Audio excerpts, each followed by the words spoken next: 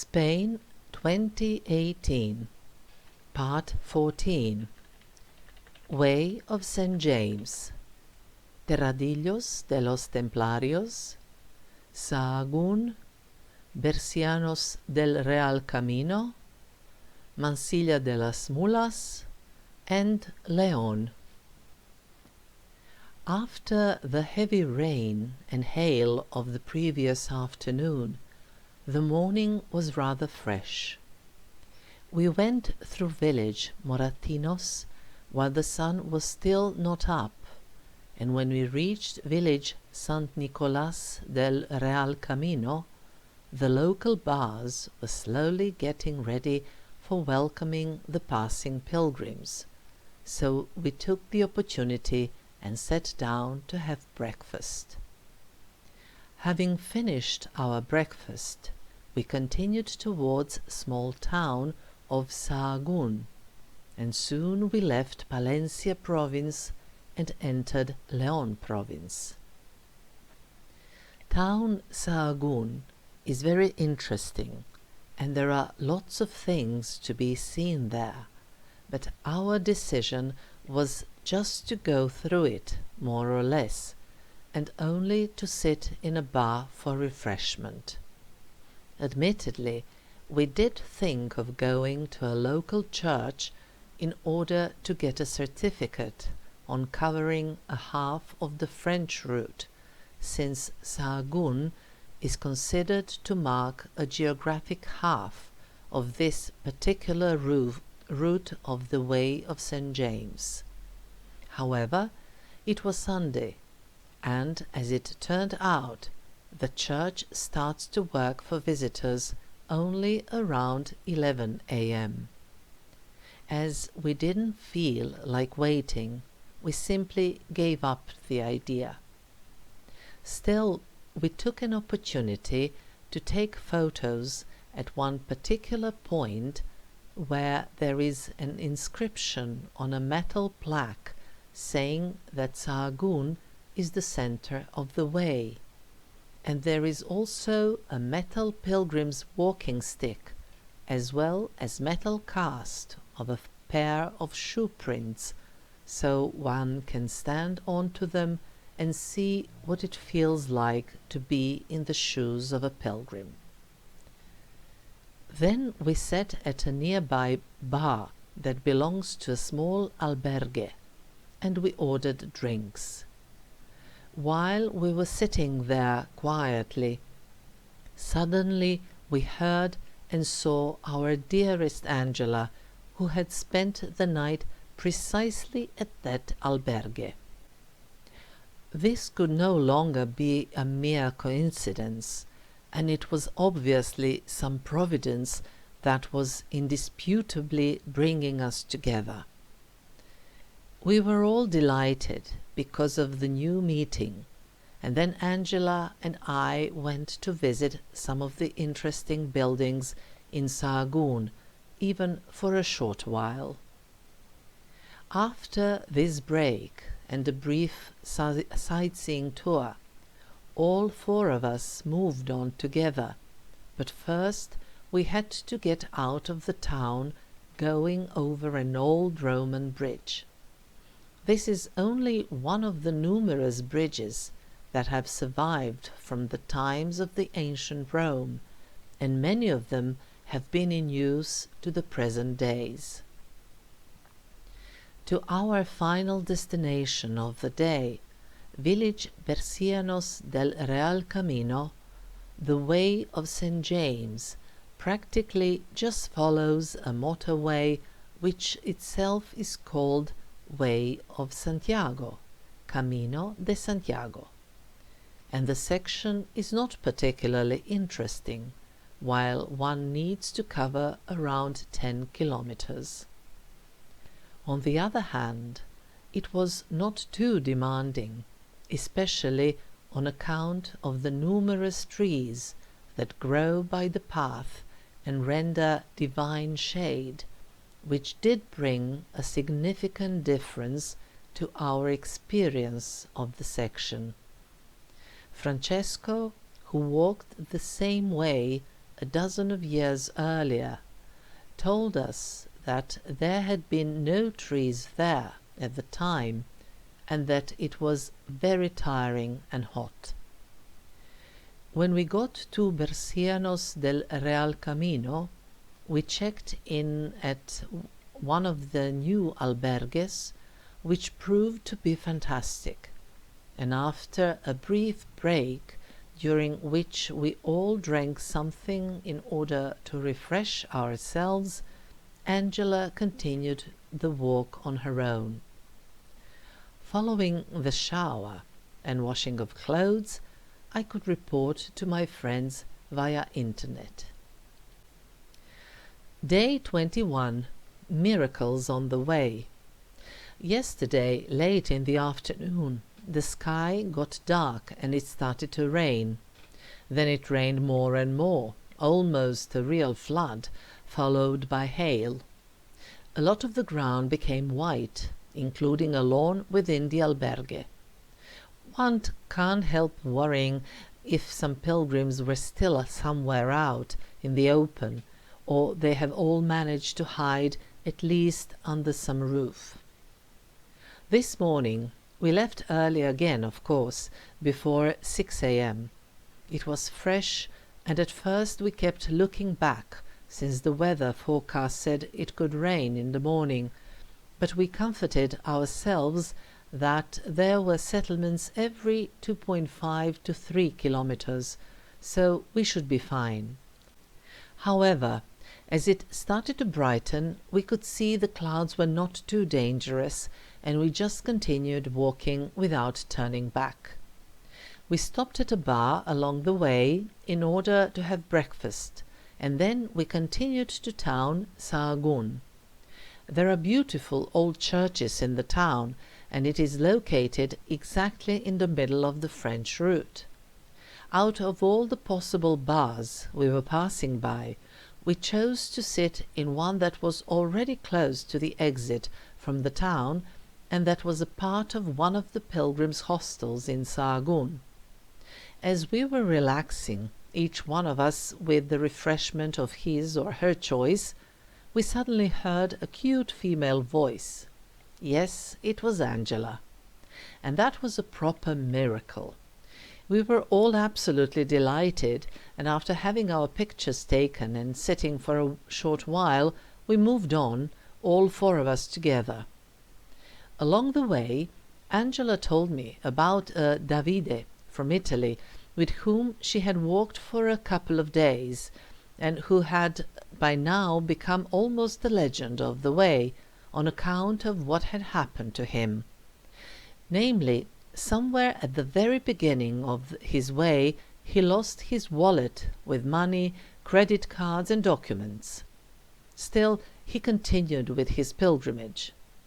After a couple of days, his wallet, carried forward from one pilgrim to the next, reached him again with everything inside intact as it was when he lost it. But the greatest miracle on the way was that I did not feel like talking. Angela was the one who was bubbly and talkative all the time, a little with me and a lot with Francesco.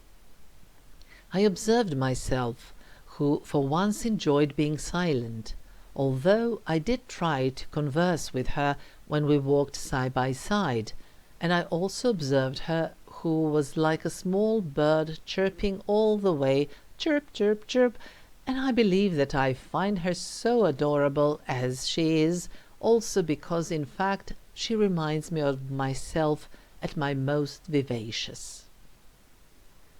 In front of me, 368 kilometers. Behind me, 499 kilometers. The albergue in which we stayed was a very pleasant place, and in the evening we had excellent dinner with unavoidable wine. This wine was also interesting because of its label. Still, the dinner was particularly pleasant because we shared the table with a wonderful Italian couple of cyclists, Serena and Alessandro, who were celebrating their honeymoon on the way. May they be happy in their life together. I decided not to walk the following day, but rather to take a coach to the next place. Francesco and Gabriele left the albergue very early, but I could sleep in. After the morning coffee and breakfast, I packed up all my belongings, the big backpack included, and headed to the part of the village where the hostess of the albergue told me the bus stop was. I got there much ahead of the time when the coach was to arrive, but I preferred to be the one to wait for it rather than to hope it would wait for me. Of course, when I got there, I took the big backpack off and killed the time by walking around the bus stop. There I noticed manhole covers that had the symbol of the way on them. Generally speaking, the symbol of the way is used for many different purposes, for this is a route people have been walking along towards Santiago de Compostela for over 1,000 years. The time for the arrival of the coach came, but the coach was nowhere in sight. I was already starting to worry, but a few other local people came in the meantime, and I felt more relieved. The coach did arrive eventually, so I transferred in this way to town Mansilla de las Mulas. In one of the places we were going through, a couple of more pilgrims hopped on the coach, so my conscience was somehow clearer, for I was not the only one moving forward by public transportation. I got to the hostel before it opened for pilgrims, but the restaurant bar that was a part of it, as well as a spacious garden, were fully functional. Gabriele and Francesco came soon after, so we enjoyed together the tasty Serrano ham sandwiches. By the way, the restaurant bar also sells cured meat products, but no matter how attractive as an idea, it was not practical for me to buy anything here and carry it later with me. After the wonderful and tasty break, I could rest a little, post a text on Facebook, and take a nap. Day 22. Joys of Life. The way that passes through the autonomous community Castilla y León is in one of its sections very monotonous. Flat, flat, straight, straight, and then a little bit more of the same. It's not that it is not pretty, far from it, but one just treads along without any memorable visual stimuli. On the other hand, as the way approaches the city of León, it is possible to see more often the not quite picturesque overhead power lines, and one often walks parallel to the motorway. There are numerous large bushes of weaver's broom with a wonderful fragrant yellow blossoms, but the influence of the civilization is felt, seen, and or heard. I have been walking for days now without band-aids on my toes or my heel. The pain in my ankle has significantly subdued, thanks to the massage of the other day, but also thanks to the regular intake of painkillers, application of some camphor-based ointment on my leg and ankle, as well as good rest after several hours of walking. Still, the ankle is mildly swollen, and I don't like the look of it. A dozen or so days ago, that seem so far away now, a couple of English women told me that a friend of theirs, who had walked the way, had told them that the section before León was completely uninteresting and that it may just as well be skipped. On the other hand, more interesting parts start after León, and they include at least one very demanding section. That's why I've decided to make a prudent move and cover 26 kilometers by coach. Gabriele and Francesco left before 5 this morning, but we did meet at the agreed hostel within half an hour. The thing was that the coach uses only a suggestion of a running schedule, but I was still very happy about it since I've been incredibly lucky. Namely, the coaches link the two places of importance for me only 3 times a week, including precisely today. When we made plans about today, in terms of where we would stay, we decided on a hostel that has a wonderful garden, nicely cut grass, tables and chairs under parasols, as well as a fountain that keeps pattering, which contributes even more to the relaxing impression. The weather is great. It's going to be up to 28 degrees Celsius, but with a breeze that cools nicely, while it's rather fresh during the night, around 12 to 13 degrees Celsius. Namely, this is all happening at plus minus 800 meters above sea level, and in fact we have been walking over a plateau for days. On the other hand, this hostel is also a bar and a restaurant, in fact, so we are going to have dinner here, while for lunch we had some sandwiches, since they also offer fantastic hams, and it would be a pity not to try them. What I want to say is that when one is not walking in nature, it is quite possible to enjoy in some other joys of life. In front of me, 342 kilometers. Behind me, 528 kilometers. Following the afternoon rest, Francesco and I went for a short walk around Mansilla de las Mulas. Along the way, we visited a local church, but we also went to a supermarket and bought some provisions, both for that day and for the following morning, in order to have some supplies in case we got hungry during the walk. Little town Mansilla de las Mulas is yet another of the numerous places on the way that is very cute, but I was still very glad when I returned to the albergue, where I could continue not to move and rest some more. The following day we headed for the city of León, but we had to cover around 19 kilometers to get there.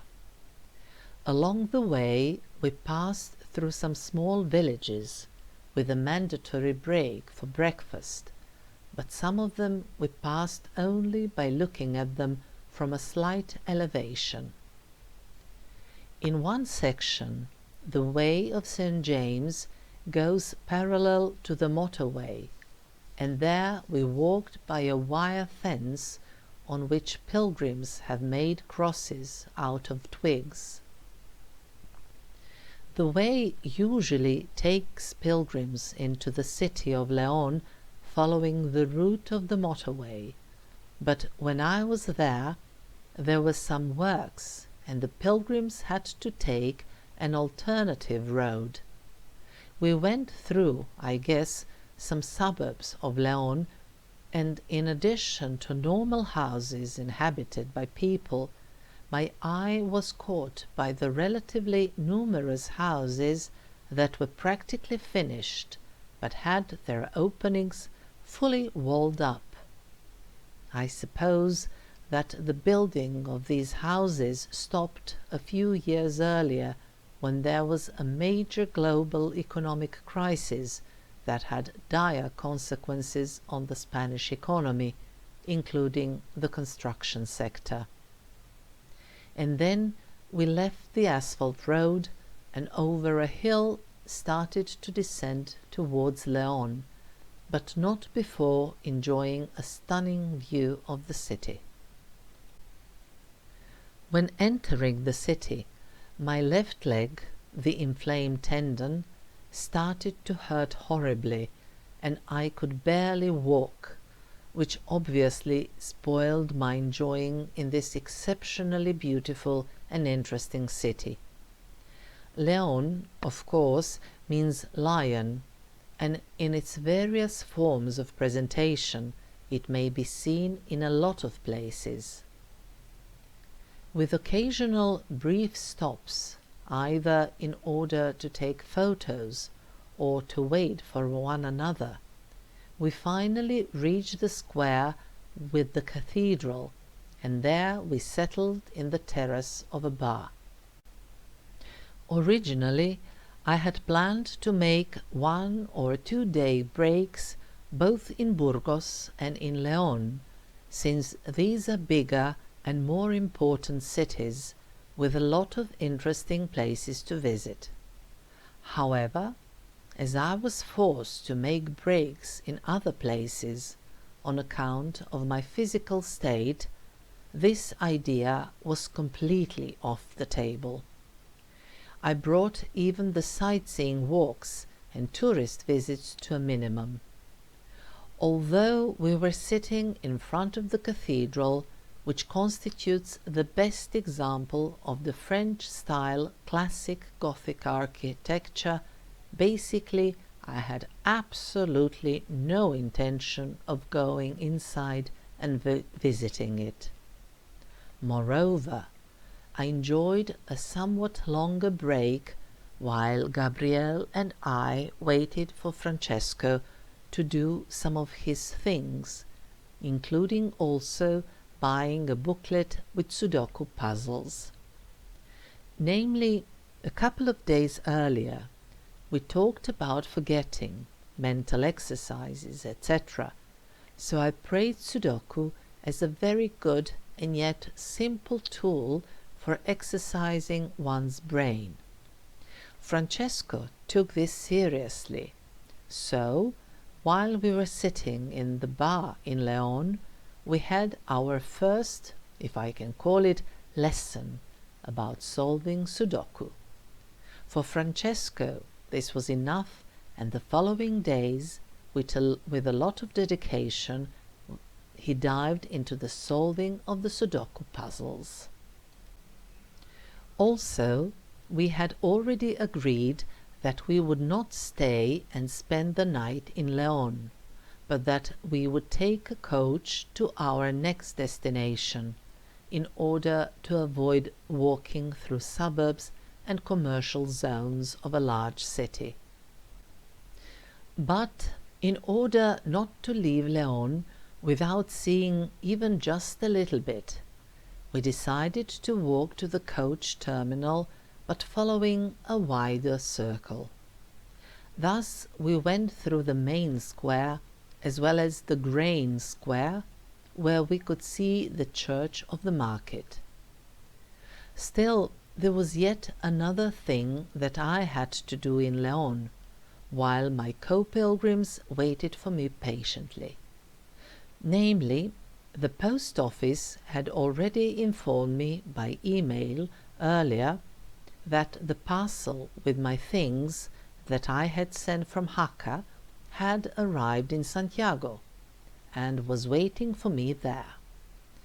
But that mail also said that the parcel would wait for me there for a month, and that then they would return it back to the, as they said, place of origin.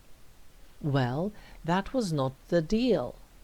I had been told that the parcel would wait for me at the post office in Santiago de Compostela no matter when I arrived.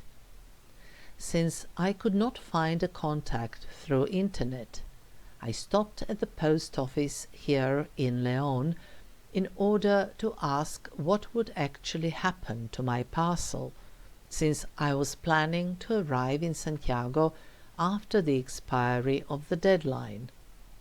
At first they were not certain, but afterwards they checked and told me the parcel would wait for me and I should not worry.